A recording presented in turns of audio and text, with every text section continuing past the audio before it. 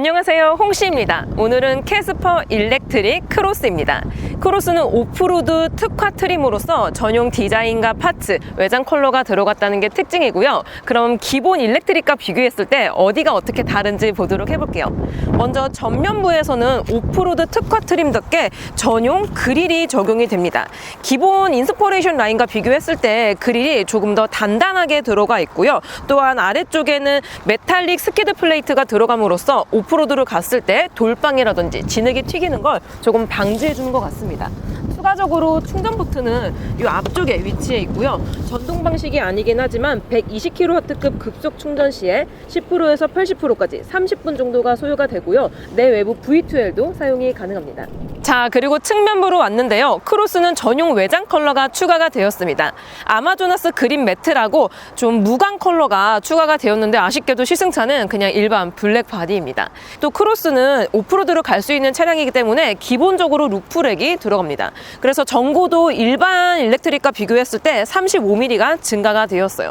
지금 이 차량은 루프 바스켓이 별도로 들어가 있진 않지만 루프 바스켓을 넣는다면은 좀 더 오프로드스러움이 강렬하게 느껴질 것 같고요.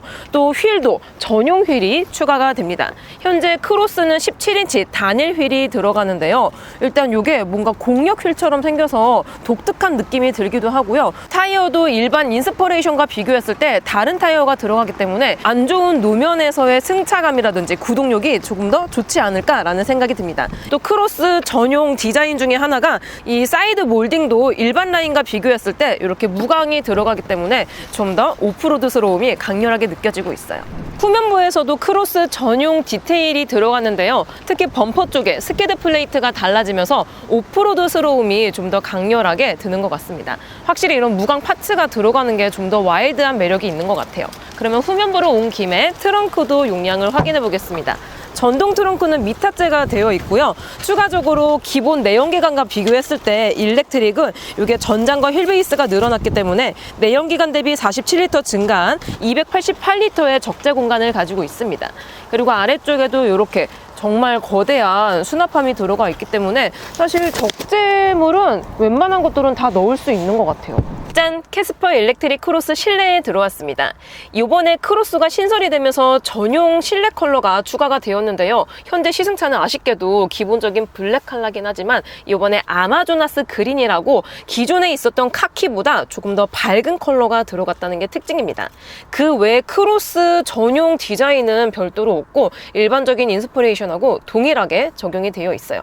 자, 그럼 실내 공간을 간단히 보면은 이게 경영이 아닌 소형 SUV에 속하기 때문에 내연기관과 비교했을 때 전장은 230mm, 휠베이스는 180mm가 늘어났기 때문에 굉장히 넓은 공간을 가지고 있습니다. 그래서 현재 지금 제가 제 시트 포지션으로 맞춰놨을 때 1열 공간은 너무 여유로운 편인 것 같아요. 자, 이번에는 캐스퍼 일렉트릭 크로스 2열에 탑승을 했습니다. 일단 실내 공간만 봤을 때는 1열보다 좀 더 넓게 느껴지고 있는데요. 현재 1열을 제 운전 시트 포지션으로 맞춰놨을 때 레그룸은 한 뼘 반 정도가 나오고요. 헤드룸은 주먹 2개 정도가 나오고 있습니다. 확실히 내연기관과 비교했을 때 2열의 공간이 훨씬 더 여유롭게 느껴지고 있고요. 또한 가운데 센터톡도 아예 없는 편이기 때문에 완전히 넓습니다. 완전히 넓어요. 그리고 추가적으로 2열의 옵션은 에어벤트도 없고 열선도 없기 때문에 2열의 승객을 배려하지 못한 느낌이 좀 들긴 하지만 일단 공간이 여유롭기 때문에 모든 게 용서가 되는 느낌입니다. 자, 그럼 시승을 나가볼게요. 고! 자, 캐스퍼 일렉트릭 크로스를 타고 도로에 나왔습니다. 가장 먼저 제가 오르막길을 넘어보도록 해보겠습니다. 지금 현재 여기 경사가 등판 각도가 거의 한 14도 정도 되는 구간이거든요. 근데 이런 데에서는 정말 무리 없이 스무스하게 구동을 해주고 있습니다. 참고로 캐스퍼 일렉트릭은 4륜 구동은 없고요. 전륜 구동 EWD 단일입니다.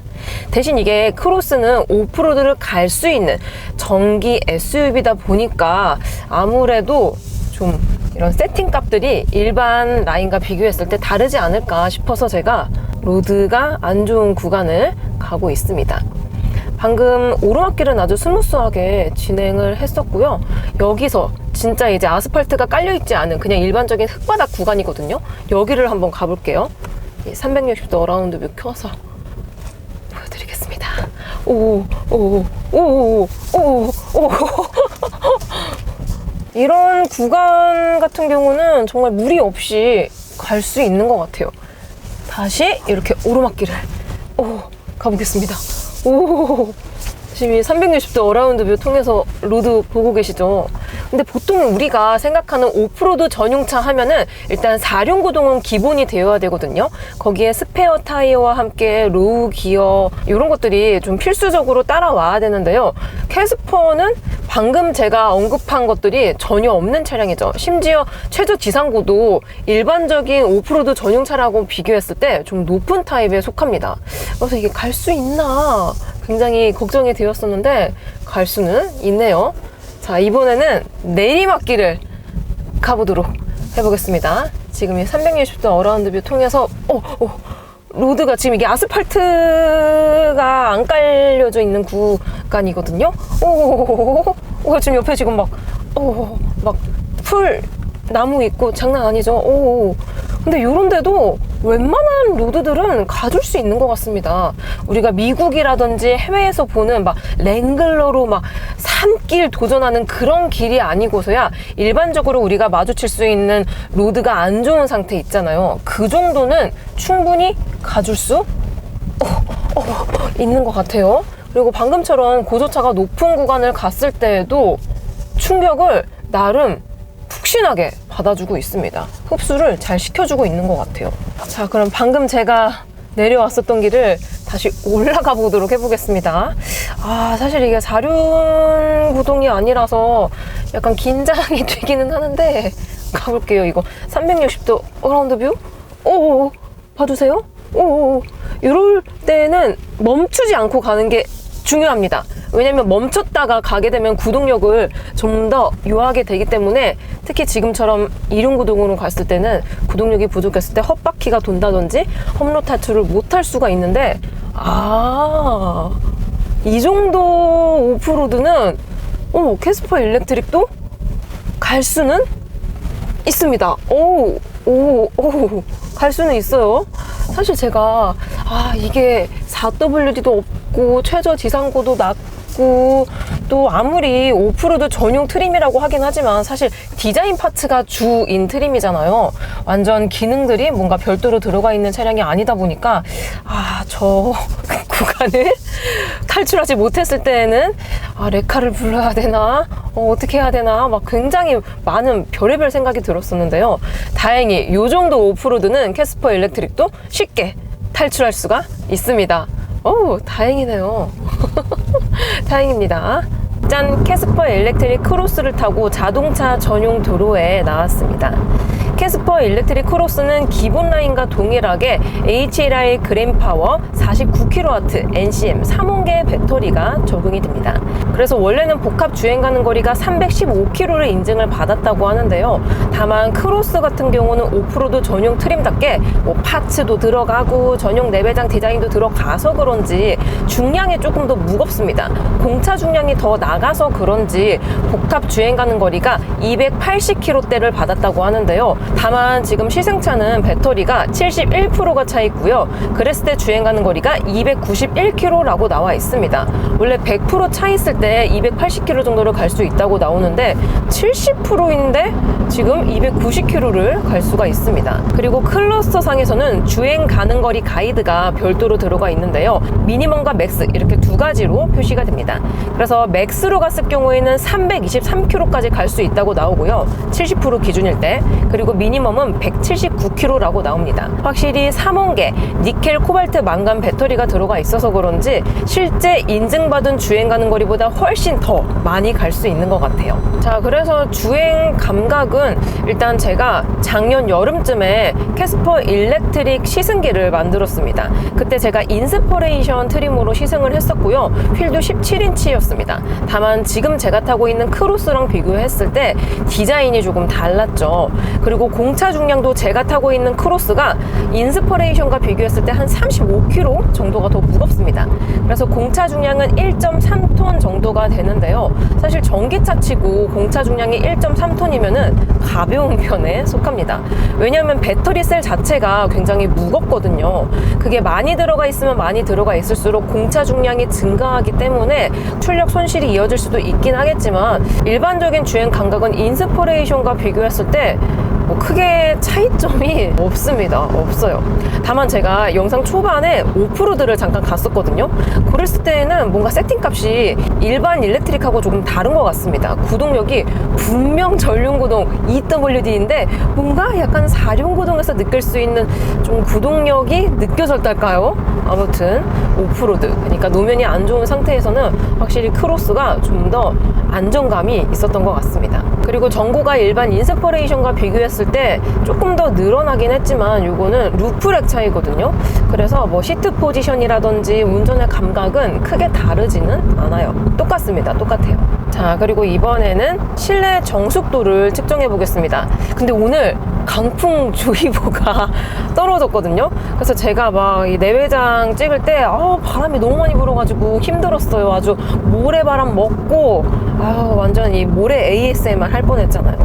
아무튼 시속 80km일 때 데시벨을 측정해 보면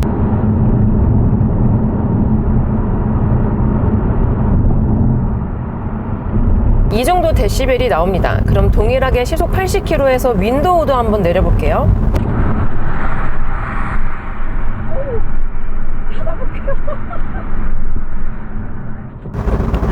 아이고, 오늘 강풍주의보라 가지고 바람이 너무 많이 부네요.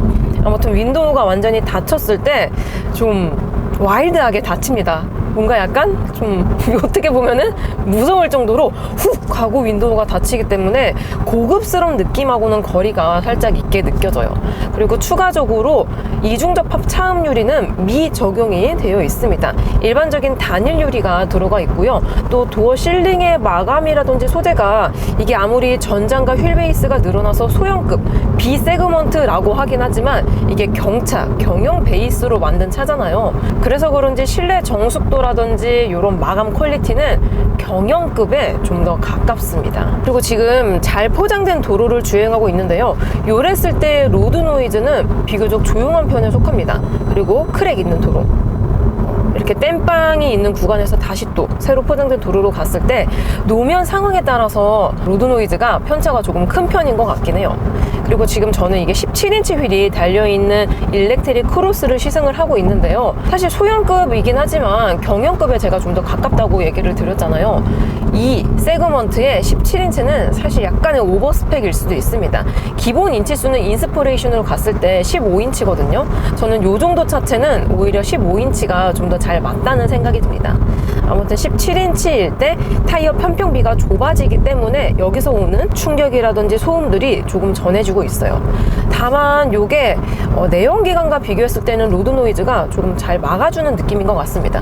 왜냐면은 배터리 셀이 이 차체 프레임 하부 쪽에 위치해 있거든요. 거기서 오는 소음들을 좀 막아주고 있다라는 게 느껴져요. 자, 그리고 이번에는 가속감을 느껴보도록 해보겠습니다. 드라이브 모드는 스티어링을 좌측에 보면은 동그라미 버튼이 있거든요. 이게 다이얼은 아니고 그냥 누르면 돼요. 그래서 누르면은 에코, 노멀, 스포츠, 스노우 이렇게 4가지 드라이브 모드가 있습니다. 여태까지는 제가 에코 모드로 주행을 했었고요. 이번에는 스포츠 모드로 바꾸고 달려보도록 해보겠습니다. 근데 드라이브 모드를 바꾸니까 이 픽셀 라이트가 바뀌면서 굉장히 반짝반짝하게 예쁘게 변하고 있어요. 자, 그럼 속도를 조금 줄였다가 저속에서 고속으로 풀악셀. 야, 차지 게이지가 완전 끝까지 차면서 쭉 출력이 상승하고 있는데 초반 가속감은 약간 내연기관처럼 부드럽게 가속이 되는 타입입니다. 보통의 전기차는 즉각 토크감이 있어서 뭔가 뒤에서 팡 하고 장풍을 밀어주는 것처럼 바로 쏘는 타입이 많거든요. 근데 캐스퍼 일렉트릭은 달리라고 만든 차가 아니거든요. 그냥 시내 주행용으로 타라고 만든 차량이라서 그런지 초반 토크감이라든지 가속감이 화끈하다라고 느껴지지는 않습니다. 그래서 다시 한번 이렇게 엑셀링을 밟아보면 옆에 지금 G80 내연기관이 가는데 저 차량조차도 따라잡기가 쉽지가 않아요. 출력은 살짝 아쉬운 것 같습니다. 그래서 캐스퍼 일렉트릭은 내연기관 환산 시에 113마력의 15토크의 힘을 가지고 있는데요. 수치로만 보면은 좀 미약하긴 하죠. 다만 이게 내연기관과 비교했을 때는 남들 가는 만큼 속도를 내주고 있는 것 같아요. 다만 이게 지금 제가 스포츠 모드로 드라이브 모드를 변경을 한 상태잖아요. 근데 사실 스포츠 모드로 바꿨다라고 하더라도 뭔가 잘 달린다더라든지 뭐 마력이 올라간다라든지 그런 느낌은 크게 느껴지지는 않고 있습니다. 비슷비슷한 것 같아요. 그리고 추가적으로 요즘 전기차 같은 경우는 액티브 사운드 디자인이라고 가상 음색이 나오는 옵션들이 보통은 들어가 있거든요. 가상 엔진은. 근데 캐스퍼 일렉트릭은 그런 기능이 별도로 들어가 있진 않습니다. 그거는 조금 아쉬운 것 같아요. 아니 스포츠 모드라고 막 그렇게 화끈하게 나가지도 않았는데 제가 좀 잠깐 밟았다고 배터리가 또 훅 닳았습니다. 이건 뭐지? 아니 출력 차이가 별로 나지 않는데 배터리만 이렇게 많이 쓸 거면 스포츠 모드는 안 쓰는 게 좋겠네요. 캐스퍼 일렉트릭은 회생 제동을 패들 시프트로 조절을 할 수가 있습니다. 총 5단계로 설정을 할 수 있고요. 저는 보통 레벨 2나 1 이 정도로 해놓고 다니거든요. 근데 패들 시프트를 끝까지 쭉 당기면은 아이페달 모드도 전환이 됩니다. 아이페달 모드는 원페달 드라이빙이 가능하기 때문에 엑셀 가감속만으로 완전 정차까지 가능한데요. 저 앞에 마침 유턴 구간이 있기 때문에 지금 아이페달 모드입니다. 지금 페달에서 발 뗐습니다. 브레이크 안 밟았어요. 오호! 회생제동은 생각보다 적극적으로 개입을 해주고 있어요. 자, 이번에는 유턴 구간에 진입을 했습니다. 제가 늘 가는 아주 좁은 유턴 구간이거든요. 여기서 한 번에 유턴이 가능한지 한번 돌아보도록 해볼게요. 그리고 추가적으로 이건 옵션이긴 하지만 보통 경영 세그먼트에 360도 어라운드 뷰가 들어가 있는 차량들은 별로 없거든요. 근데 캐스퍼 일렉트릭은 차량이 조금 커져서 그런지 이러한 360도 옵션이 들어가 있습니다. 한 번에 될 것인가? 아주 스무스하게 한 번에 유턴이 되었습니다. 이게 내연기관 캐스퍼와 비교했을 때 전장이 230mm, 휠베이스가 180mm가 길어지긴 했어도 소형 SUV들하고 비교했을 때는 아직까지는 좀 컴팩트한 차체를 가지고 있거든요. 그래서 그런지 좁은 길은 문제가 없어요. No problem. 다만 이렇게 차체가 작은데도 불구하고 지금 스포츠 모드잖아요. 근데 좀 여유롭게 돌아 나갔으면 좋겠는데 좀 딱 맞게 돌아가는 느낌이 있습니다. 스티어링의 기어비는 낮게 세팅이 되어 있는 것 같아요. 그래서 오히려 캐스퍼 일렉트릭은 달리는 포지션의 차량이 아니잖아요. 그래서 좀 더 안전하게 코너를 돌아 나갈 수 있는 것 같기도 합니다. 자, 전방에 코너 구간이 있기 때문에 캐스퍼 일렉트릭 크로스의 선의 능력도 살펴보도록 해볼게요. 드라이브 모드는 스포츠 모드로 세팅을 해놨고요. 시속 70km 정도로 코너를 돌아 나가 보겠습니다. 자, 이렇게 코너를 돌아 나가고 있는데 약간의 하중 이동이 아주 살짝 있긴 하지만 대체적으로 날렵한 코너 감각을 가지고 있습니다. 근데 이게 차체가 길어져서 그런 건지 몰라도 전륜 구동은 보통 언더스티어를 약간씩 가지고 있거든요. 근데 캐스퍼 일렉트릭은 뭔가 차체가 작은데도 불구하고 언더스티어가 좀 있습니다. 그래서 내가 핸들을 튼 만큼 그대로 가져야 되는데 좀 덜 가주다 보니까 더 틀어야 돼요, 핸들을. 자, 이 기세를 이어서 급 조향도 같이 해보겠습니다. 자, 먼저 좌측으로 해볼게요. 좌측으로. 오! 근데 이게 승차감이 좀 폭신해서 그럴까요? 하중 이동도 살짝 있을 뿐더러 서스펜션이 아코디언처럼 늘어났다 줄어났다 하는 게 느껴집니다. 다시 한번 이렇게 핸들을 딱 틀고 나서 그쵸? 리어가 좀 출렁입니다. 하체가 좀 단단하게 잘 붙들어줘야지 날렵함을 느낄 수가 있거든요. 근데 캐스퍼 일렉트릭은 편안하고 컴포트한 하체를 지향하고 있어서 그런지 급조향이라든지 코너로 돌아 나갔을 때 스포츠 성향은 아예 없는 것 같아요. 보통 컴팩트한 차체를 가진 차량들은 운전의 재미가 좋습니다. 왜냐하면은 하체를 조금 단단하게 세팅을 해놓는 경우가 많거든요. 그래서 컴팩트한 차체에서 오는 날렵함과 운전의 즐거움이 있어서 이 차량을 좋아하시는 매니아층이 많으신데 아쉽게도 캐스퍼 일렉트릭은 그러한 성향이 거의 없습니다. 거의 없어요. 하체 감각만 보면은 거의 준준형 SUV다운 그런 포지션을 가지고 있거든요. 그래서 이렇게 급조향을 했을 때에도 날렵함과는 거리가 살짝 있어요. 자, 그리고 이번에는 주행 보조 기능을 사용을 해보겠습니다. 스마트 크루즈 들어가 있고요. 좌측에 버튼을 누르면은 바로 세팅이 됩니다. 그래서 차간거리 조절, 가감속, 차선 보조, 핸들 보조 다 들어가 있지만 HDA2가 아닌 1이 들어가 있습니다. 그러니까 고속도로 주행 보조 1이기 때문에 차선 변경 보조는 지원이 되지 않고요. 또 진출입로라든지 곡선로 이런 데에도 요즘 최신 에이다스하고 비교했을 때 약간 미진한 감이 있습니다. 그래도 지금 커브 구간이거든요. 이렇게 커브 구간을 갔을 때 차선을 최대한 중앙 쪽으로 유지를 해주려는 노력이 보이고 있어요. 뭔가 차선을 넘나들고 위태롭게 주행을 하는 타입은 아닌 것 같아요. 근데 핸들을 잡으시오 했을 때 이게 그립 감지 시스템이 아니에요. 토크 방식이기 때문에 핸들을 약간 틀어줘야 됩니다. 자, 마지막으로 전비 정보입니다. 캐스퍼 일렉트릭 크로스 기준으로 복합 전비는 5.1km가 나온다고 하는데요. 세상에, 제가 지금 거의 90km 정도 주행을 했거든요. 근데 트릭 컴퓨터상 전비가 8.3km가 나오고 있습니다. 제가 시승을 해봤었던 전기차 중에서는 가장 높은 정비를 가지고 있는 것 같고요. 또 주행 가는 거리는 배터리 현재 64%가 차있을 때 254km를 갈 수 있다라고 나옵니다. 확실히 캐스퍼 일렉트릭은 성능형보다는 데일리하게 운용했을 때 좋은 차량인 것 같아요. 자, 이렇게 캐스퍼 일렉트릭 크로스를 시승해 보았습니다. 추가적으로 캐스퍼 일렉트릭의 에어백은 총 7개이고요. 충돌 테스트는 KN캡에서 3등급을 받았습니다.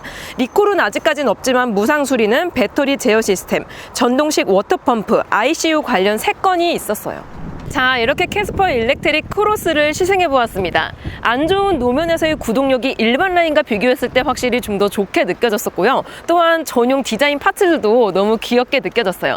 추가적으로 가격은 3,190만 원부터 시작이며 일반 인스퍼레이션과 비교했을 때 200만 원 정도 비싸긴 하지만 최상위 트림임에도 불구하고 실구매가가 2천만 원 중반대가 되기 때문에 오프로드를 갈 수 있는 전기 SUV 중에선 나름 괜찮은 가격대를 보유하고 있는 것 같습니다. 저는 그럼 다음 영상으로 찾아뵐게요. 오늘도 저의 영상이 재밌고 도움이 많이 되셨다면 좋아요와 구독 그리고 알림 설정까지. 다음 시간에 또 뵐게요. 안녕.